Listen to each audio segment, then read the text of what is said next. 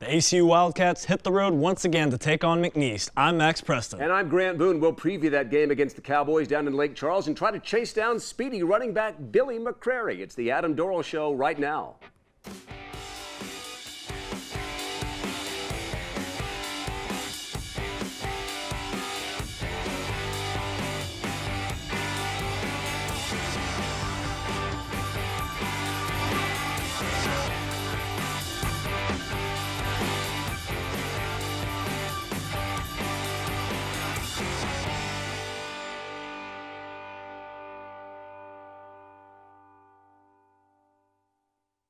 Welcome into the Adam Dorrel Show from the JMC Network studios on the campus of Abilene Christian University. I'm Grant Boone alongside senior journalism major at ACU, Max Preston, and the head football coach at Abilene Christian, Adam Dorrel. Tonight it's Game 6 of the 2018 season. ACU is on the road to take on a team that's ranked 10th in one poll, 9th in the other, McNeese State. Historically, one of the toughest places to play in the Southland Conference.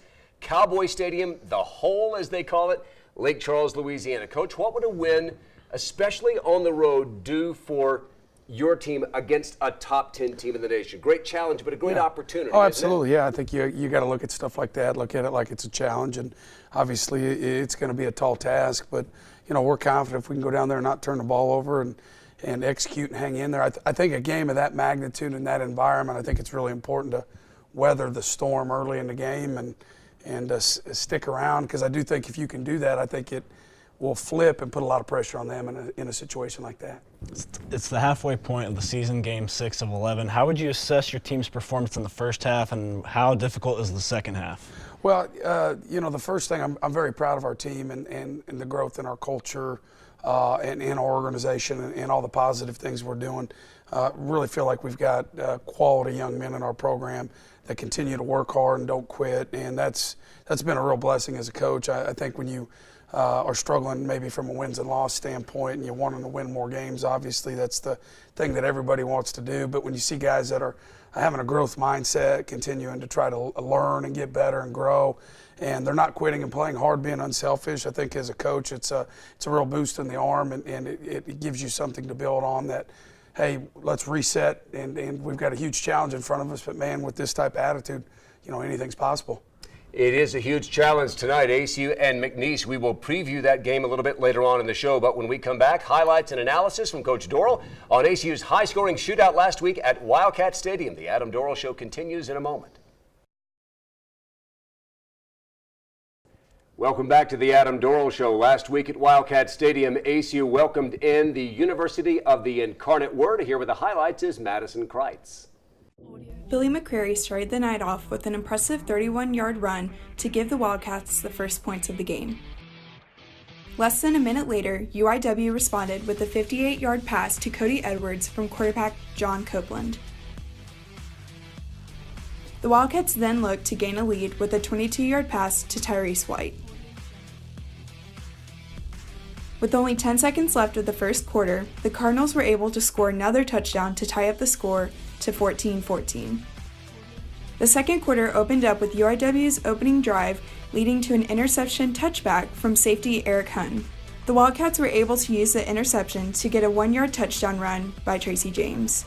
UIW had the opportunity to match that play with their own 1-yard touchdown run, but their extra point was blocked by the ACU defense, giving them a 1-point lead. The ACU offense continued its hot streak with a 4-yard pass to junior wide receiver Torrin Justice. Wanting to close out the first half the same way they closed out the first quarter, UIW scores one more touchdown with only 9 seconds left. Going into the second half, the Wildcats were up 28-27, but after a trick play from UIW, the Cardinals take the lead.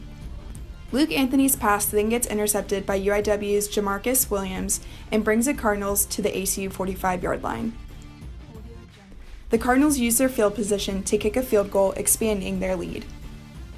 Right after, Anthony is then sacked by Justin Alexandre, making Anthony fumble, which is then recovered again by the Cardinals.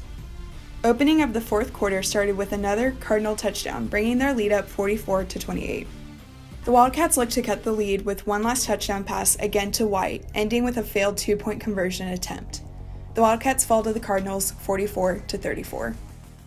Okay, Madison, thank you. 44-34 the final score. Strange game, Coach, in a lot of ways. Neither team scored in the first 10 or last 10 minutes of the game, but 11 touchdowns and 78 points in the 40 minutes in between. The first really big play of the game came when Jeremiah Juice Chambers jarred the ball loose from their terrific running back, Raquan Dickens. Corey Smith scooped it up. And after a couple of penalties, you got a touchdown from Billy McCrary. So I'm going to talk about Jeremiah. There is such an emphasis on player safety these days. Yeah.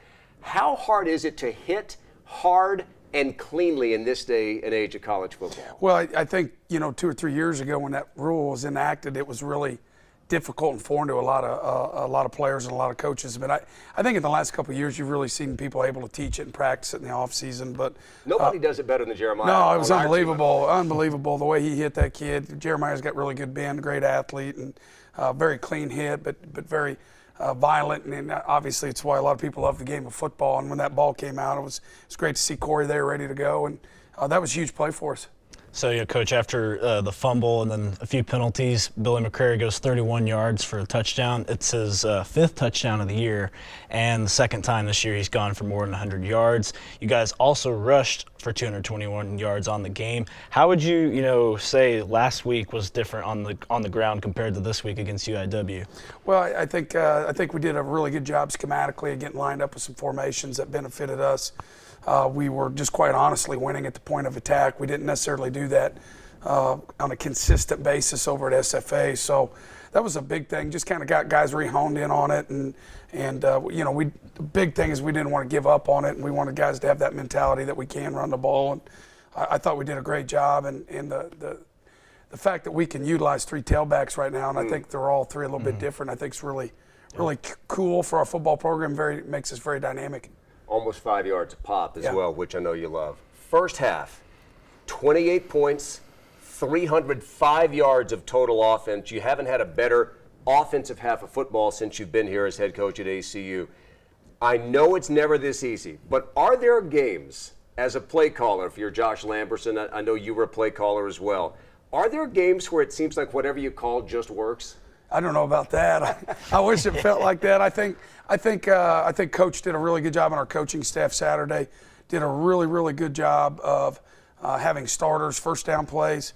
I think we did a tremendous job on formation build and play build where we were running things in the first and second quarter and then same formation, running different plays in the third and fourth quarter. And I think when we can do that, it makes us dynamic. The big thing, though, is 4+ yards on first down. I think that for us, offensively, trying to be really balanced on first down, and it was a great recipe. And when you can spread the ball around again, man, I think it just makes you dynamic and hard to defend. So as well as you played offensively, you couldn't really get separation from the Cardinals in the first half. They had to answer for every touchdown that half, especially the long run before halftime.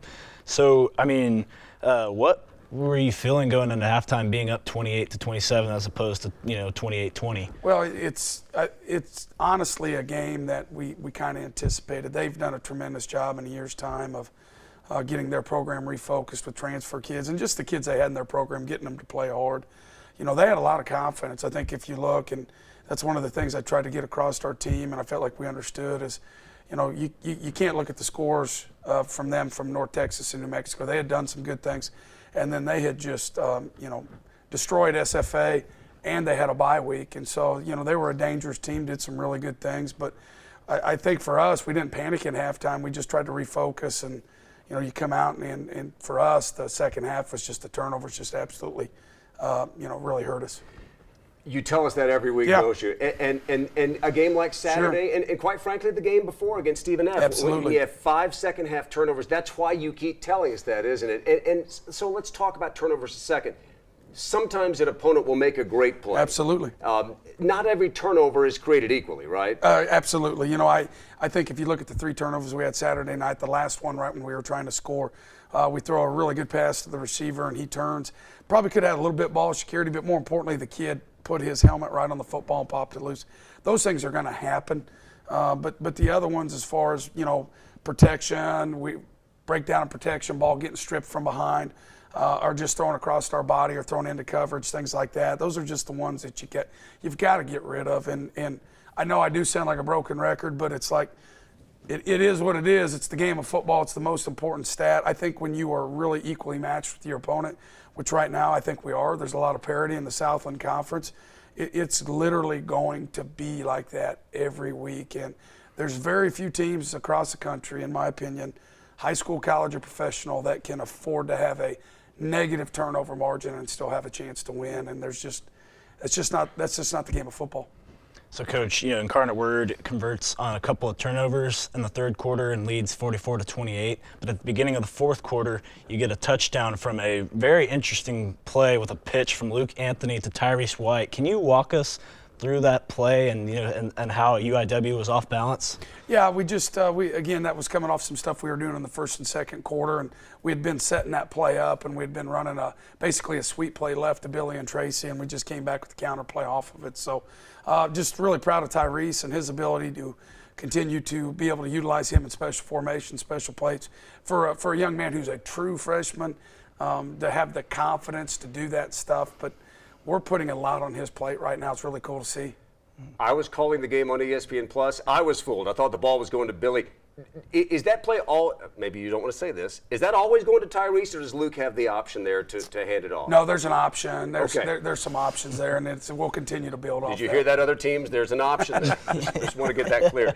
Hey, wrapping things up from Saturday, as opposed to Stephen F. Austin, where you struggled a bit offensively, still had a chance to win, but struggled a bit offensively. When you have a game like Saturday where you dominate statistically, offensively certainly, 560 some odd yards, is that more frustrating, or does it not matter if you lose, you lose?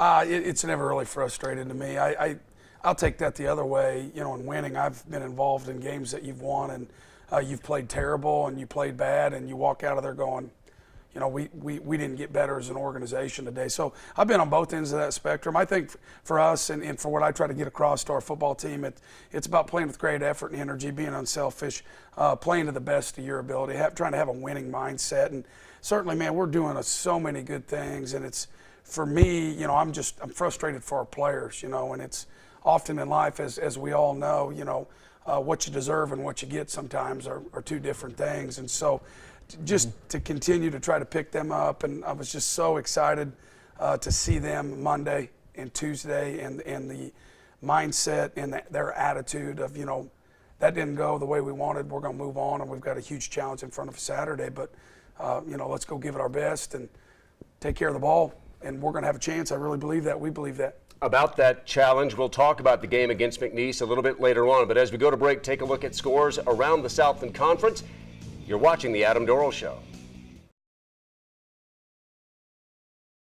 Welcome back to The Adam Dorrel Show with a look at what's happening around the rest of the ASU sports world. Here's Max.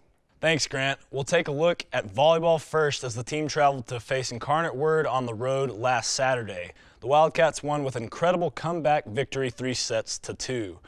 ASU started off the match with a loss in the first and second set, but turned around and won the next 3 sets, taking a 15-6 victory in the final frame to close convincingly against Incarnate Word. This game was also significant with an achievement of 1,000 career kills by J.C. Smith. She ended up totaling 25 for the match. Caitlin Mueller also performed well with 15 kills in the game. ASU is now 3-0 in conference play. The team was next scheduled to face Sam Houston on the road this Saturday. We go to soccer now as the Wildcats had a weekend road trip, losing to Central Arkansas 2-1 last Friday and beating Northwestern State 3-0 Sunday. Laura Malden scored the only goal for the Wildcats against Central Arkansas in the closing seconds of the second half, leaving them just short of an overtime chance. Against Northwestern State, however, 3 different Wildcats scored goals, including Alicia Anot, Shay Johnson, and Christina Artega. The Wildcats are now 3-2 in Southland play after the split games. The team was scheduled to return home for a game against Texas A&M Corpus Christi Friday night. Both the men and women's basketball teams have started practices for the upcoming season. The men have several starting players returning, including Jelani Friday, Jaron Lewis, and Jalen Franklin. Each of the 3 put up 10 points per game last season. There are also some promising newcomers in Tobias Cameron and Damian Daniels. The women come into the season with the same type of roster as the men, talented returners, but also some potential talent with the new faces. Brianna Wright, Dominic Golightly, and Sarah Williamson headline the returning talent for the Wildcats. The team will also get its first look at transfer Lexi Ducat and welcome the new transfer, Jazz Taylor. Billy McCrary seems to be taking over as the Wildcats' lead running back as he had 128 yards and a touchdown against Incarnate Word. Madison had the chance to stand by and talk with him this week. Madison? Thanks, Max. We're here with Billy McCrary. So, Billy, you actually played quarterback for your high school team. What was that like playing a different position, and what was your offense like running? I mean, obviously coming in from high school, I played quarterback, so it's a little bit different than running back. But overall, our offense back then, I was more of a running quarterback, to be honest. So I feel like I'm fitting really well in and moving to the running back. And I played running back at Cal for that 1 year. So. Were you recruited to be a quarterback at any other schools, or did you have a desire to stay quarterback? Yes, I was recruited for about a couple schools. Majority of schools wanted me to switch to a slot receiver or a running back. Some actually wanted me to switch to DB. That's what I played at Cal. Actually, my first year was nickel, so almost like an outside linebacker / DB kind of guy. So, like you mentioned before, you did play at the University of California, Berkeley. Before you came to ACU, what was that transition like going from Texas high school football to Pac-12 big-time football? I mean, it was awesome. It's an awesome experience, but I'm happy to be here. This feels like home. It's a family to me, and I can drive 2 hours and be with my family if I really need to, so that's awesome. How did you end up playing here at ACU? I mean, whenever I got my release from Cal to start getting recruited to try to transfer, this was one of the first places I hit up just because I knew that I wanted to be close to home, and obviously the Christian values are really the key part that I like, and so much. Do you think your experience in a larger conference helped your preparation for the Baylor game earlier this season? I mean, yes, I feel like it has its benefits. I've played in front of crowds like that. I mean, I feel some of the guys on the teams have too, because we have several guys that have stepped down, and then I know our crowds here at ACU are awesome too. So during your time at UC, you actually had the chance to play with Jared Goff before he was drafted #1 in the NFL draft. What was that like getting to have that experience? I mean, it's awesome getting to play with anybody of that caliber. He was an awesome guy, one of the coolest guys you'll know, and a great leader. Same thing, we had Davis Webb after that. So, I mean, it was cool. And then now we got Luke. How have you seen yourself grow throughout your time moving back here to ACU?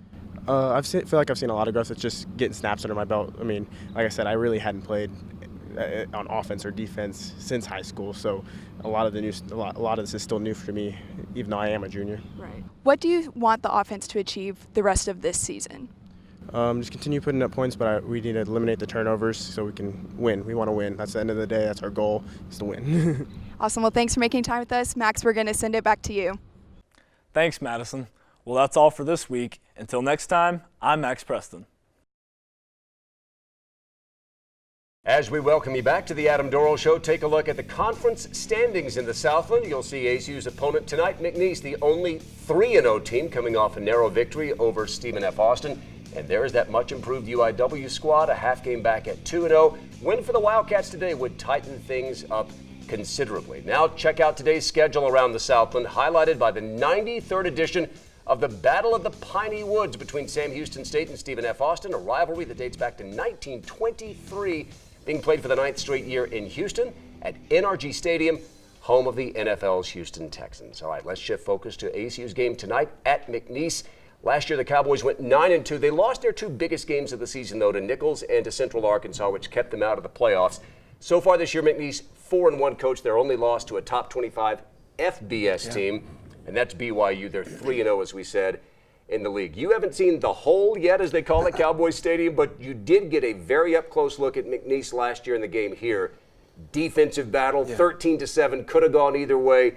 What impressed you coming out of that game about McNeese, and then what you've seen this year on film? Yeah, I think if you remember a little bit last year, that was the first time for me being in this league that I really looked at the O&D lines, just the length, the athleticism of McNeese's defensive line. I just was very, very impressive. And they're a tremendous football program. They're very well coached. Their head coach, Lance, played there. He was the defensive coordinator there. They have a very strong culture of winning, and the expectation is understood, I think, at a very young age at players in their program. And so they're doing a lot of really good things. They base their football program off defense, running the football, and trying to be great on special teams. And I mean, my personal opinion, I think they're one of the best teams in the country right now and doing a lot of really good things. The McNeese defense has given up 19.6 points per game so far, and that includes a 30-3 loss to a talented BYU team. One of their linebackers, B.J. Blunt, he's been a big part of their success. He's had 36 tackles, 11.5 for a loss, and 7 sacks. How do you game plan for him as well as other talented areas on the defense? Well, he's very talented. He's a young man, in my opinion, that'll play on Sundays or at least have the chance. I think the big thing with him is you got to try to control him a little bit with formations. The biggest thing, this might sound captain obvious, but you got to understand where he's at before the ball snapped. I think there's some things you can do in a protection standpoint to at least try to double team him or try to get a couple hats on him. In defense of him, they do a good job of moving him around so you don't know where he's at, but just understanding who he is and what he is and not trying to fit footballs in when he's close in coverage. He's really good at covering slot receivers. It's almost like he tries to bait people into throwing quick outs or smash routes, and I'm just very impressed with him. He's got a lot of experience and seems to have a really high football IQ. They remind me of another team in Louisiana, LSU. Yeah. Great defense, great special teams. Offense may not always wow you statistically, but they seem to be opportunistic. When you look at their offense, what do you see? Well, just that. I think they understand football, and that's, to me, McNeese is what we want to be. We want to be great on defense, great on special teams. I think you can score a lot of points and base that off running the football. That's what we're trying to do this year. But, in my experience as a head football coach, if you ever want to win a championship, whether it's a conference championship or national championship, you have to build your team like McNeese is. They're able to play in inclement weather outdoors. They get under center, what we call brown. Not a lot of teams still doing that right now, and I think they've just got a really good recipe. But everything they do runs the football, don't turn the football over. They do a tremendous job out of formations of setting you up, run, and then just targeting their best guys on play action passes. And quarterback's doing a tremendous job of, if it's not there, throwing the ball away, and they're going to go out and punt and put their defense out there in the field and have a lot of confidence in them. Real quickly, as we wrap things up here, what an opportunity for your team tonight. Absolutely. It goes back to turnovers. I don't know if I'm right or wrong. It's what I believe in, though. If we're in that game from a turnover standpoint, and you might be saying, well, you're the underdog. That may be, but you go in there and the game's close in the fourth quarter. I've been on the other side of that. The pressure switches real quickly, and it's going to switch to them. And so we got to weather the storm early, take care of the football, and just have a play to win and try to have a winner's mindset. And I think we can do that. You might have to literally weather the storm. Yeah, There's a absolutely. chance of some nasty weather there in Lake Charles. We'll have the broadcast for you tonight on the ACU Radio Network. Kickoff is at 6 o'clock. Jim Reese and I will have the pregame show for you beginning at 5:30. Hope you enjoyed the show today. For Max Preston and Coach Dorrel, I'm Grant Boone. We'll see you next week on the Adam Dorrel Show.